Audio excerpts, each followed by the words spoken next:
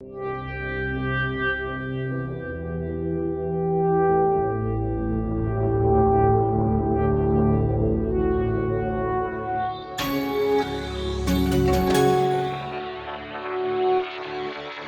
the past, IT was in control of its environment, with the device, its operating system and software all under its domain.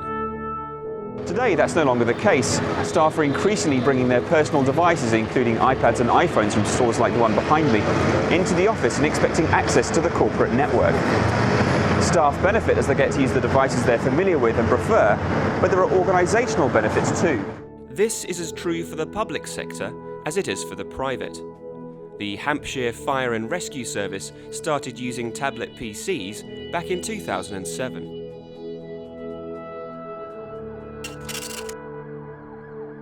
Here at Hampshire Fire and Rescue Service, we've got 1,700 members of staff that we support, primarily firefighters who are located at 51 fire stations spread right around the county.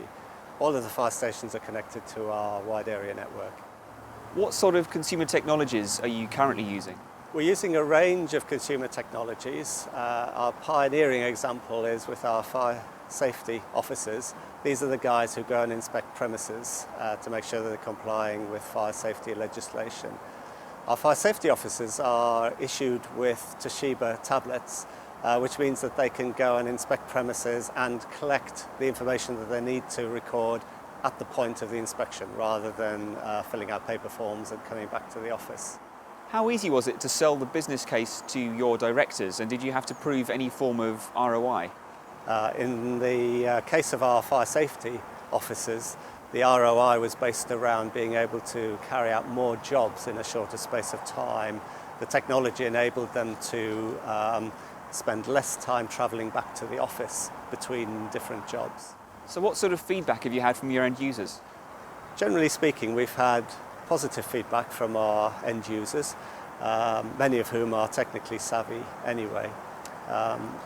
But also, I think a number of our members of staff have embraced the change of culture that using mobile technologies have brought them. It's certainly made their jobs easier in many cases. Dan Chaska, Group Manager at Hampshire Fire and Rescue Service, says that using tablet devices has helped his team to work more efficiently.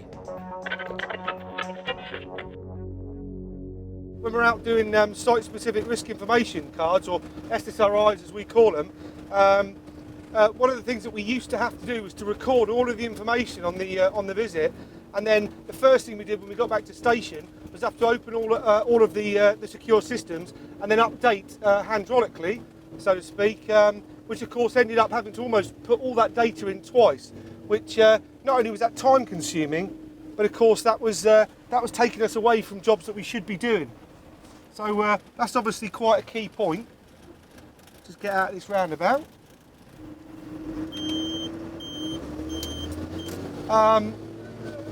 Things like updating information, naturally if it's risk information that we're talking about, we want to be updating that risk straight away. So we don't want a time delay that inevitably is there if you're waiting to get back to station or you're waiting till the next tour. By using these tablets and working remotely, what we can do is we can actually update that information almost instantly and then get that fed back wirelessly into the system. So of course it keeps our risk information absolutely bang up to date. Also, if we look at the guys in technical fire safety, they do all of the risk-based audits.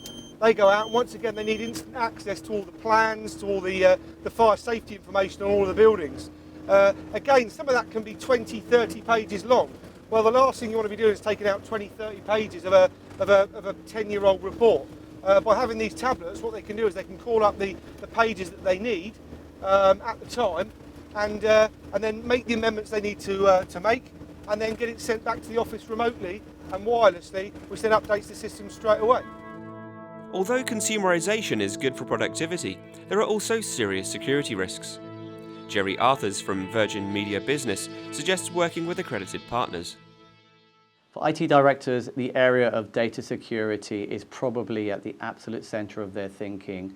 Dealing with mission critical data, highly sensitive data, such as the data used within the Hampshire Fire and Rescue, They need to be able to give their organisation and their fellow directors an absolute cast iron assurance that the data will remain secure and safe. In order to achieve that level of security, it's important that they work with providers who can offer 224 accreditation or other standards that guarantee the safety of their data.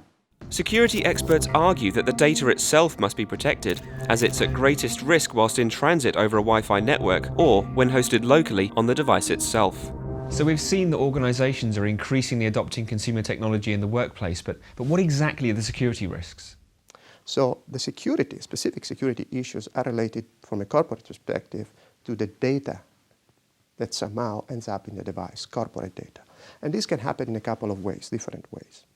So one way the data ends up in the device is through applications, and typically applications can be personal productivity tools such as email, corporate address book and so forth, but also other corporate developed applications that interact with corporate data. Now there is data in motion over the air because these are typically mobile devices, and there is data at rest in the device itself.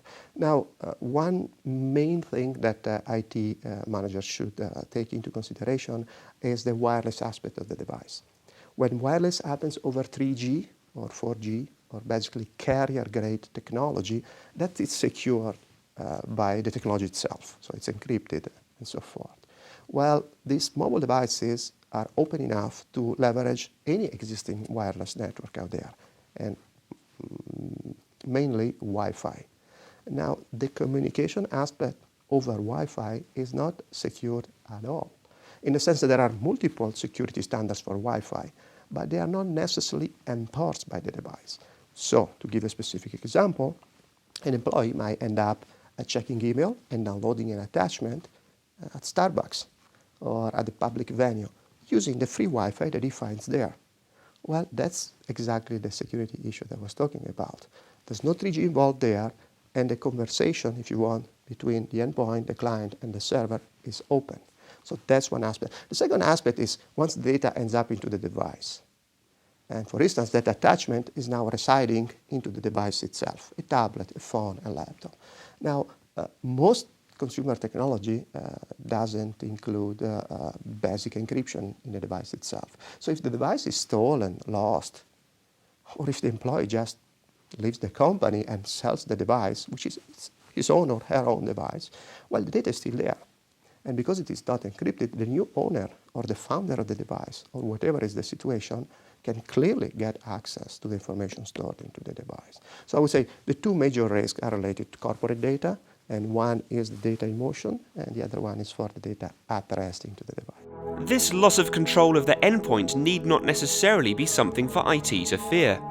There are various solutions on the market to cater for lost and stolen devices, and acceptable use policies can be agreed with employees to ensure they're using the devices in the safest possible way.